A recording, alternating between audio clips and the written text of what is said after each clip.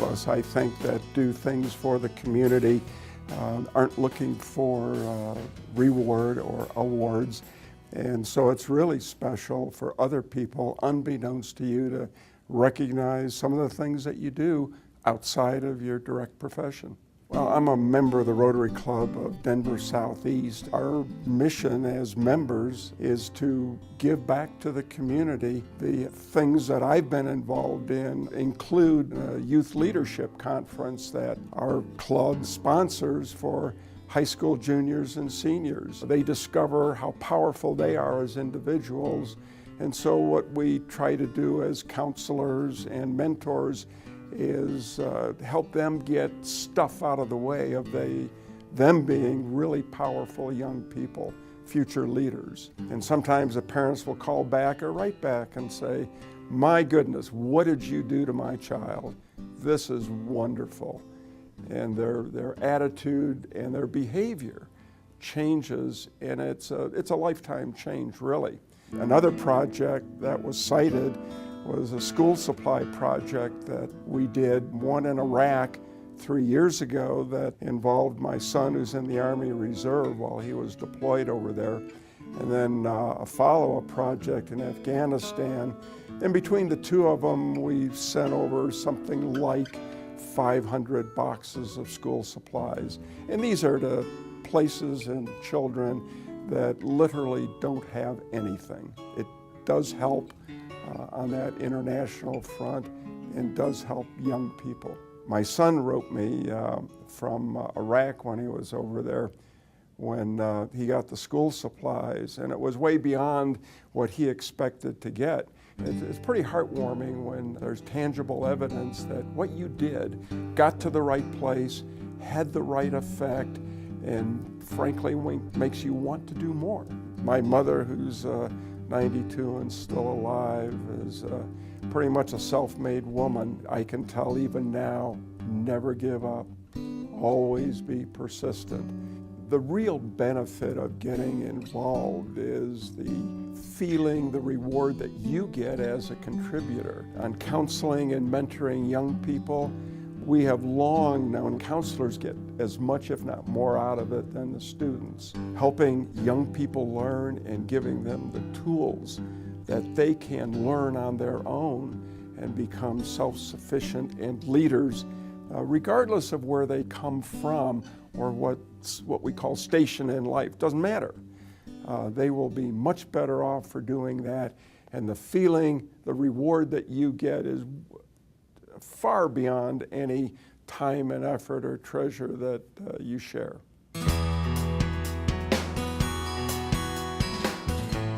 Tremendously honored. When I opened the letter from Mary, my first thoughts were of two things: the society and my colleagues at Metro State. Being involved with the society is special to me. With regard to my colleagues at Metro, I couldn't work with a better bunch of people. And part of this award is their award because of how they step up and envision the profession and our role with the profession. And our role with the profession is the portal.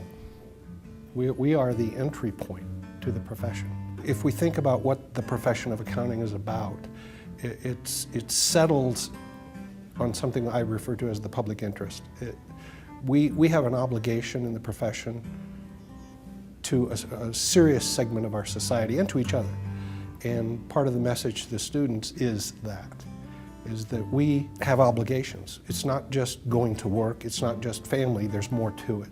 It's part of, I'll call it the job, is being out and about and meeting people and spreading the word about what we do, shall we say, in the classroom or on campus.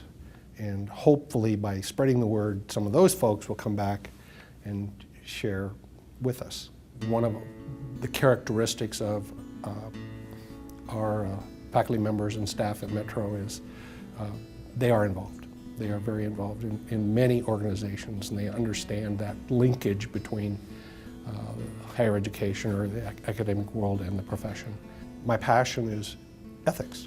I've changed my whole academic career, you might say. I took over as chair, and at the same time I shifted into the world of teaching ethics and studying ethics and writing about ethics.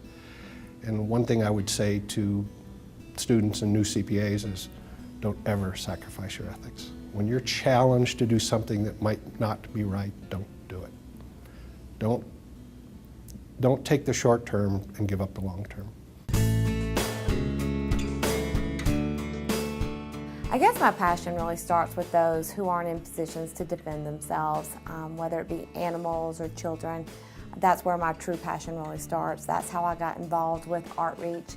They really reach out to the children with lesser means and bring them to the arts and to opportunities that they just don't have in their everyday lives. That's also how I got involved with animal rescue. I have 2 rescues myself, and I brought 3 to my parents, so they're asking me, please don't bring any more. So I am very passionate about animal rescue. And that's also how I got involved with founding the Kelly's Campaign for the Sarcoma Foundation of America.